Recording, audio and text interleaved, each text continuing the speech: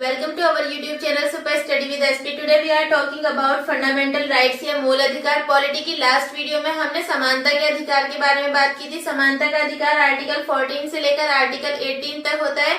इस वीडियो में हम स्वतंत्रता का अधिकार या राइट टू फ्रीडम के बारे में बात करेंगे. राइट टू फ्रीडम या स्वतंत्रता का अधिकार आर्टिकल 19 से लेकर आर्टिकल 22 तक होता है. अब हम इसके बारे में डिटेल से बात करते हैं. सबसे पहले बात करते हैं आर्टिकल 19 की.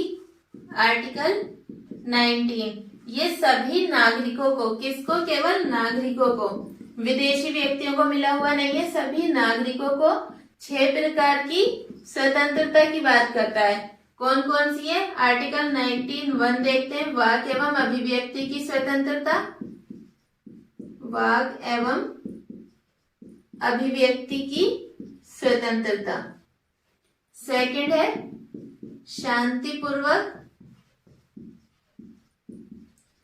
और निरायुध सम्मेलन का अधिकार. शांतिपूर्वक और निरायुध सम्मेलन का अधिकार.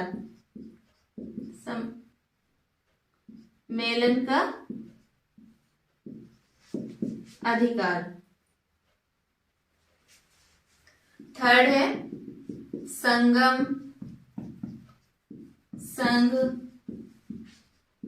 या सहकारी समिति बनाने का अधिकार. सहकारी समिति बनाने का अधिकार. फोर्थ है भारत के राज्य क्षेत्र में, भारत में कहीं पर भी सर्वत्र अबाध संचरण का अधिकार, यानी कहीं पर भी घूमने का, आने जाने का अधिकार. यहाँ हम शॉर्ट में लिख रहे हैं भारत के राज्य क्षेत्र में सर्वत्र अबाध संचरण का अधिकार.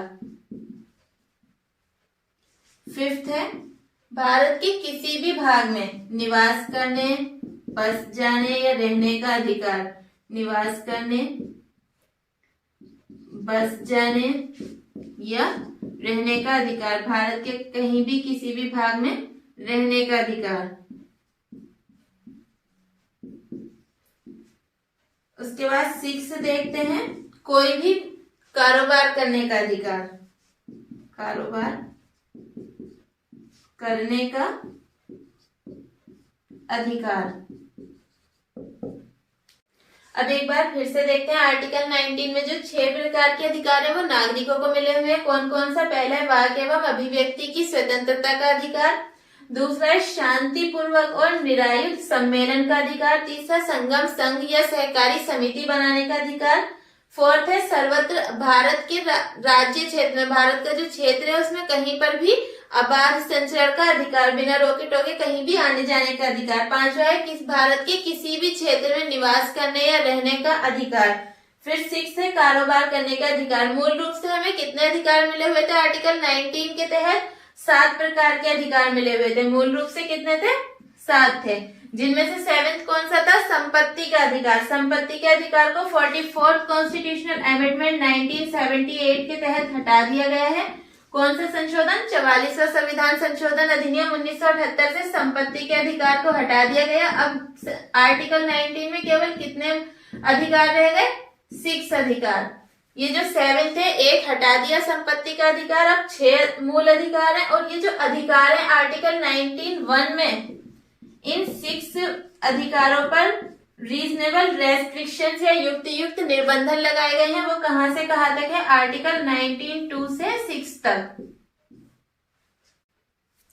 प्रेस की स्वतंत्रता है या सूचना का अधिकार है या फिर फोन टैपिंग के विरुद्ध अधिकार है, वो किस में आता है? वाक एवं अभिव्यक्ति की स्वतंत्रता के अधिकार में. जो प्रेस की स्वतंत्रता है वो भी वाक एवं अभिव्यक्ति की स्वतंत्रता के अधिकार में है. यहाँ पर हम बात करते हैं आर्टिकल 19(2) की. ये शांतिपूर्वक और निरायुध सम्मेलन का जो अधिकार है, इसमें हड़ताल का अधिकार शामिल नहीं है. इसके बाद बात करते हैं सर्वत्र अबाध संचरण का अधिकार या भारत के राज्य क्षेत्र के किसी भी भाग में निवास करने या रहने का अधिकार. इस पर 2 तरह से रेस्ट्रिक्शंस लगाए जा सकते हैं. किस किस में? या तो आम लोगों के हित में या फिर आम लोगों के हित में, या दूसरा क्या है? एसटी अनुसूचित जनजातियों के हित में. इन दो आधार पर रेस्ट्रिक्शंस लगाए जा सकते हैं। आर्टिकल 19 में जो 6 प्रकार की स्वतंत्रता मिली हुई है वो केवल नागरिकों को मिली हुई है। उसमें आर्टिकल 19(1) जो है वाक एवं अभिव्यक्ति की स्वतंत्रता का अधिकार, उस पर आर्टिकल 9 लिख देते हैं इसे, वाक एवं अभिव्यक्ति की स्वतंत्रता का अधिकार। इस पर आर्टिकल 19(2) के तहत रीजनेबल रेस्ट्रिक्शंस या युक्तियुक्त निर्बंधन लगाए गए हैं। युक्तियुक्त निर्बंधन लगाए गए हैं। किस आधार पर लगाए जा सकते हैं, अब हम वो देखते हैं। राज्य की सुरक्षा के बेस पर, राज्य की सुरक्षा। सेकंड है विदेशी राज्यों के साथ मैत्रीपूर्ण संबंध, विदेशी राज्यों के साथ मैत्रीपूर्ण संबंध। थर्ड है शिष्टाचार या सदाचार, शिष्टाचार या सदाचार। फिर नेक्स्ट न्यायालय की अवमानना।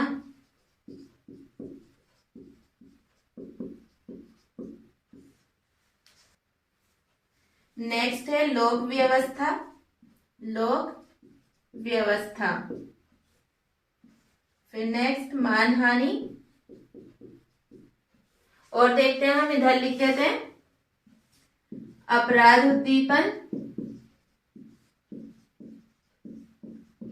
और फिर भारत की संप्रभुता और अखंडता के आधार पर, भारत की संप्रभुता और अखंडता के आधार पर।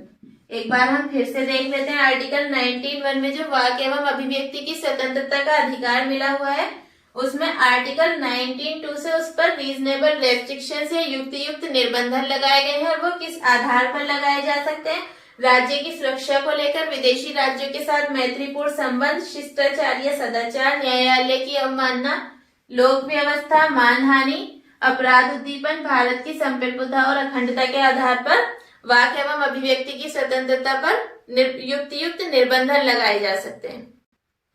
अब हम बात करते हैं आर्टिकल 20 की। आर्टिकल 20 क्या है, अपराधों के लिए दोष सिद्ध के संबंध में संरक्षण, के संबंध में संरक्षण। आर्टिकल 20 के तहत अधिकार ये नागरिक और विदेशी दोनों ही लोगों को मिला हुआ है।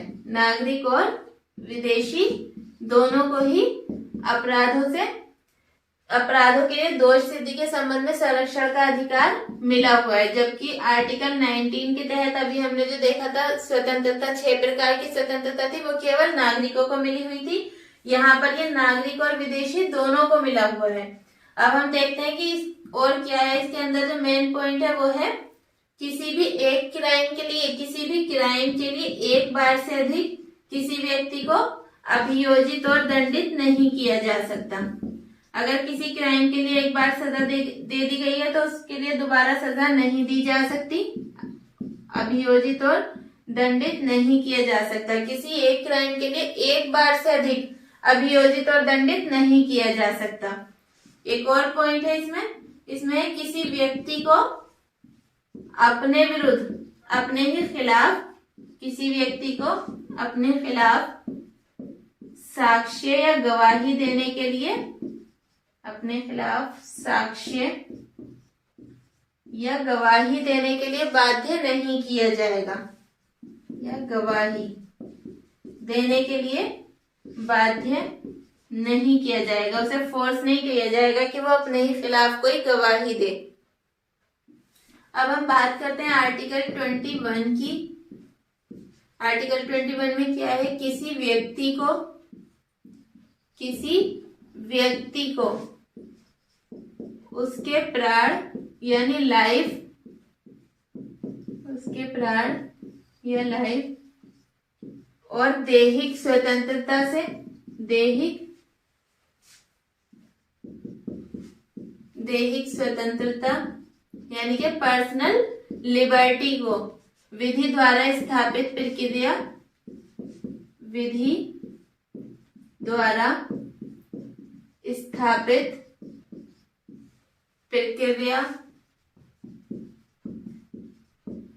इसे हम क्या कह देंगे, procedure established by law, PEBL के अनुसार ही वंचित किया जा सकता है, अन्यथा नहीं, के अनुसार ही वंचित किया जा सकता है, अन्यथा नहीं। एक बार फिर से देख लेते हैं आर्टिकल 21 में क्या है। किसी व्यक्ति को उसके प्राण यानी लाइफ और दैहिक स्वतंत्रता, पर्सनल लिबर्टी को विधि द्वारा स्थापित प्रक्रिया, प्रोसीडर एस्टेब्लिश्ड बाय लॉ के अनुसार ही वंचित किया जा सकता है, अन्यथा नहीं। यहाँ पर किसकी बात की गई है, व्यक्ति की, नागरिक की बात यहाँ नहीं की गई है, व्यक्ति की बात की गई। इसलिए आर्टिकल 21 नागरिक और विदेशी दोनों ही लोगों को मिला हुआ है, नागरिक और विदेशी दोनों ही लोगों को प्राप्त है। अब सुप्रीम कोर्ट ने आर्टिकल 21 को एक्सप्लेन करते हुए इसमें कई और अधिकारों को शामिल किया गया है। इसमें देखते हैं हमने सुप्रीम कोर्ट ने कौन कौन से और अधिकारों को इसमें शामिल किया है। इसमें हम देख लेते हैं निजता का अधिकार, निजता का अधिकार, राइट टू प्राइवेसी। सेकंड है, सेकंड मतलब ऐसे ही सेकंड लिखा है, पर्यावरण प्रदूषण के विरुद्ध संरक्षण का अधिकार, संरक्षण का अधिकार, अच्छे स्वास्थ्य का अधिकार, हेल्थ का, अच्छे स्वास्थ्य का अधिकार। और लिख देते हैं इधर को आजीविका का अधिकार, आजीविका का अधिकार, भोजन का अधिकार, और भी बहुत सारे हैं जैसे नींद का अधिकार आदि। आर्टिकल 21 में एक और अधिकार शामिल किया गया, उसे कहा गया आर्टिकल 21K या 21A। इससे क्या हुआ है, 6 से 14 साल के जो बच्चे हैं, 6 से 14 ईयर के बच्चे, उनको शिक्षा का अधिकार दिया गया है, शिक्षा का अधिकार। और किस संविधान संशोधन से इसे जोड़ा गया है, 86वें संविधान संशोधन अधिनियम 2002 में, इसे यहां लिख रही हूं, 86वें संविधान संशोधन अधिनियम 2002, 86 कॉन्स्टिट्यूशनल अमेंडमेंट 2002 के तहत आर्टिकल 21K को ऐड किया गया। इसमें केवल मूलभूत शिक्षा के अधिकार के बारे में बात की गई है, बेसिक शिक्षा के बारे में, हायर एजुकेशन के बारे में इसमें बात नहीं है। केवल 6 से 14 साल के बच्चों को ये शिक्षा का अधिकार मिला हुआ है। आर्टिकल 22 के बारे में बात करते हैं। आर्टिकल 22 के तहत किसी व्यक्ति को गिरफ्तारी और निरोध से संरक्षण का अधिकार मिला हुआ है, से संरक्षण का अधिकार। अब हम यहाँ पर देखते हैं कि दंडात्मक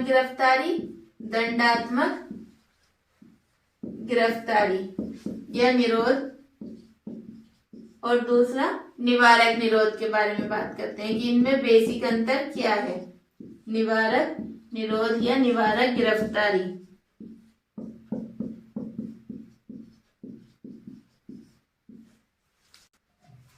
दंडात्मक गिरफ्तारी कब की जाती है, जब किसी व्यक्ति ने कोई क्राइम किया हो या उस पर संदेह हो क्राइम करने का, और उसे जेल में रखे जाने की जरूरत हो। क्राइम किया हो या फिर क्राइम करने का संदेह हो और उसे जेल में रखे जाने की जरूरत हो, तब हम क्या होता है, दंडात्मक गिरफ्तारी। निवारक निरोध या गिरफ्तारी इससे अलग है। निवारक निरोध और गिरफ्तारी में क्या होता है ये देखते हैं। निवारक गिरफ्तारी कब की जाती है? तब नहीं की जाती, इसमें किसी व्यक्ति को क्राइम करने के बेस पर गिरफ्तार नहीं किया जा सकता, नहीं किया जाता, बल्कि किस लिए किया जाता है कि कोई व्यक्ति क्राइम कर ही ना सके। अगर हमें किसी व्यक्ति पर ये संदेह होता है, डाउट होता है कि इसकी वजह से कानून और व्यवस्था को नुकसान पहुंच सकता है या ये कोई क्राइम कर सकता है, तब हम उसे क्राइम करने से पहले ही गिरफ्तार कर लेते हैं। और इस तरह की जो गिरफ्तारी होती है उसे क्या कहते हैं हम? निवारक निरोध या गिरफ्तारी, डिटेंटिव प्रिवेंशन। निवारक निरोध या गिरफ्तारी, प्रिवेंटिव डिटेंशन, प्रिवेंटिव डिटेंशन। ये कब होती है? जब व्यक्ति ने क्राइम नहीं किया, उससे पहले ही उसे गिरफ्तार कर लिया गया है, ताकि वो क्राइम ना कर सके और कानून व्यवस्था, लॉ एंड ऑर्डर को नुकसान ना पहुंचा सके। निवारक निरोध या प्रिवेंटिव डिटेंशन के तहत हम किसी व्यक्ति को केवल 3 महीने तक गिरफ्तार कर सकते हैं, 3 महीने तक। और अगर उस व्यक्ति को 3 महीने से ज्यादा तक कस्टडी में रखना हो तब हमें एक सलाहकार बोर्ड से रिपोर्ट लेनी होगी, सलाहकार बोर्ड से रिपोर्ट। और ये सलाहकार बोर्ड किससे मिलकर बनेगा? हाई कोर्ट के वर्तमान जज या भूतपूर्व जज, जो पहले के जज रह चुके हैं पास्ट में, या फिर जो करंट में जज हैं, या फिर हाई कोर्ट में जज बनने की जिनमें एलिजिबिलिटी है, उन व्यक्तियों से मिलकर ये सलाहकार बोर्ड बनेगा। और इससे रिपोर्ट लेने के बाद ही हम निवारक निरोध के तहत किसी व्यक्ति को 3 महीने से ज्यादा गिरफ्तार कर सकते हैं। संसद या पार्लियामेंट को यह अधिकार है कि वह बताए कि निवारक निरोध के लिए गिरफ्तारी के तहत किसी व्यक्ति को अधिकतम कितने टाइम तक गिरफ्तार किया जा सकता है। पॉलिटी की नेक्स्ट वीडियो में हम आर्टिकल 22 से बाद के जो आर्टिकल्स हैं उनके बारे में बात करेंगे। अगर आपको वीडियो अच्छी लगी हो तब लाइक, शेयर एंड कमेंट्स करें और चैनल को सब्सक्राइब करना तो बिल्कुल ना भूलें।